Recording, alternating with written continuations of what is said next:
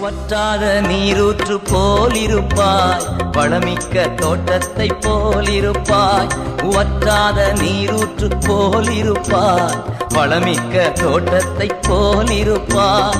கர்த்தரை நம்பி வாழ்ந்திருப்பாய், காலமெல்லாம் நீ செழித்திருப்பாய். கர்த்தரை நம்பி. ஆண்டவராகிய இயேசு கிறிஸ்துவின் விலையேறப்பட்ட நாமத்தினாலே உங்கள் யாவருக்கும் என் அன்பின் ஸ்தோத்திரத்தை இந்த காலை வேளையில உங்களுக்கு தெரியப்படுத்துகிறேன். ஏசாயா தீர்க்கதரிசன புஸ்தகம் 12ஆம் அதிகாரம் 3வது வசனத்திலே வராக வாசிக்கிறோம். ரட்சிப்பு இலவசமாக. ஏசாயா தீர்க்கதரிசன புஸ்தகம் 12ஆம் அதிகாரம் 3வது வசனத்திலே வராக வாசிக்கிறோம். நீங்கள் ரட்சிப்பின் ஊற்றுகளிலிருந்து மகிழ்ச்சியோட தண்ணீர் மொண்டு கொள்வீர்கள் என்று சொல்கிறார். கிறிஸ்துவுக்குள் அன்பான தேவனுடைய பிள்ளைகளே, இந்த ரட்சிப்பை இலவசமாக கிடைக்கிற ஒன்றாகும். அதை மிகவும் லகுவாக நாம் ஒவ்வொருவரும் பெற்றுக்கொள்ள முடியும். காரணம், இந்த பெரிய ரட்சிப்பை நாம் சுதந்திரித்துக் கொள்ள ஆண்டவராக இயேசு கிறிஸ்து தம்மைத்தாமே விலைக்கிரயமாக தன்னுடைய ஜீவனையே அவர் கொடுத்தார்.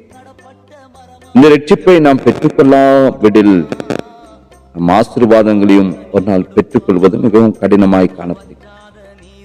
அப்போஸ்தலர் நடவடிக்கைகள் 16ஆம் அதிகாரம் 30-31 நாம் வாசிக்கிறதான பொழுது சிறைசாலை அதிகாரி பவுலை பார்த்து கேள்வி ஒன்றை கேட்கிறார். ரட்சிக்கப்படுவதற்கு நான் என்ன செய்ய வேண்டும்?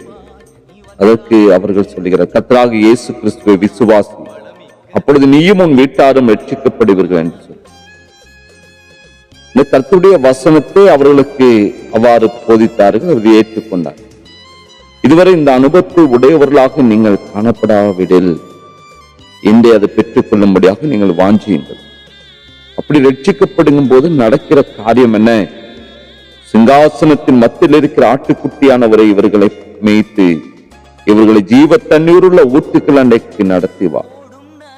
தேவன் நாமே இவர்களுடைய கண்ணீர் யாவையும் துடைப்பார் என்று சொல்லி வெளிப்படுத்தல் 7:17 கண்ணீர்களை துடைப்பார் என்றால் உங்கள் வாழ்க்கையில என்னென்ன தேவைகள் காணப்படுகிறதோ எல்லா தேவைகளையும் அவர் பரிபூர்ணமாய் சந்தித்துக் கொடுக்கிற தேவன். அப்பொழுது உங்களுடைய வாழ்க்கையில ஒரு பூரண மகிழ்ச்சியும் சந்தோஷமும் ஆறுதலும் நிம்மதியும் நிச்சயம் இந்த தேவன் தருகிறவராய் காணப்படுகிறார். நீங்கள் ரட்சிப்பின் ஊற்றுக்களிலிருந்து மகிழ்ச்சியோட தண்ணீர் மொண்டு கொள்கிறீர்கள். இந்த சந்தோஷத்தை பெற்றுக்கொள்ள முடிய எத்தனை பேர் வாஞ்சிக்கிறீர்கள்? யார் யார் தாகத்தோடு ஆண்டவரே எனக்கு இப்படிப்பட்ட அந்த ரட்சிப்பு அந்த மகிழ்ச்சியை எனக்கு தாரும் என்று சொல்லி தெய்வ சமூகத்தில் நீங்கள் அர்ப்பணித்து நீங்கள் வேண்டிக் கொள்கிறதான பொழுது கண்மலையாகிய நம்முடைய தேவன் நிச்சயமாக கண்மலையிலிருந்து ஜீவ தண்ணீரை கொடுத்து உங்கள் தாகத்தை தீர்ப்பார். உங்களுடைய என்ன தாகமாக காணப்பட்டாலும் சகல விதமான தாகத்தையும் ஒரு சம்பூர்ணமாய் நிறைவேற்றி தருகிற தேவன். உங்களுடைய கரத்தில் அர்ப்பணியுங்கள். காலப்பொழுதுல கர்த்தர் தெய்வீக சமாதானத்தை உங்கள் வாழ்க்கையில கொடுத்து மகிழ்ச்சியை காணும்படியாக கற்றுக்கிறது. ஜெபிக்கலாமா? நேசிக்கிற அன்பின் நல்ல தகப்பனே, ஆசீர்வதிக்கப்பட்ட இந்த காலை வேளைக்காய் ஸ்தோத்திரிக்கிறப்பா.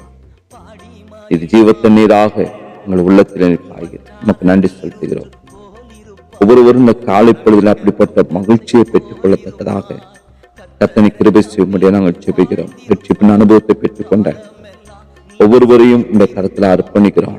ரட்சிக்கப்படாதவர்களும் இந்த கருத்துல அர்ப்பணிக்கிறோம். அப்படிப்பட்ட ரட்சிப்பை கொடுக்கும்படியாக மனுஷகுமாரனாக இந்த பூமிக்கு வெளிப்பட்டு தம்மை தாமை கல்வாரி சிலுவையில் பரிபூரணமாக அர்ப்பணித்து எங்களுக்காக ரத்த சிந்தை மறித்திரம் இன்னும் எங்களுக்காக பிதாவின் வலதுபாரசத்தில் பரிந்து பேசுகிற தேவனாய் காணப்படுகிறேன்.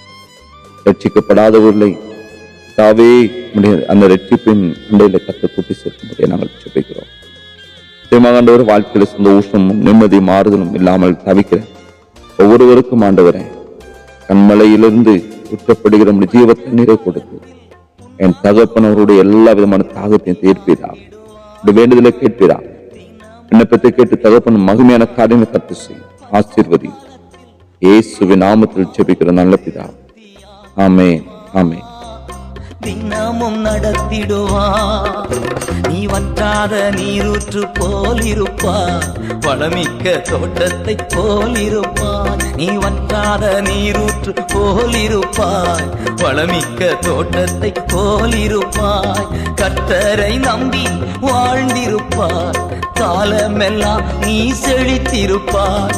கர்த்தரை நம்பி வாழ்ந்திருப்பாய், காலமெல்லாம் நீ செழித்திருப்பாய். நீ வற்றாத நீரூற்று போலிருப்பாய், வளமிக்க தோட்டத்தை போலிருப்பாய்.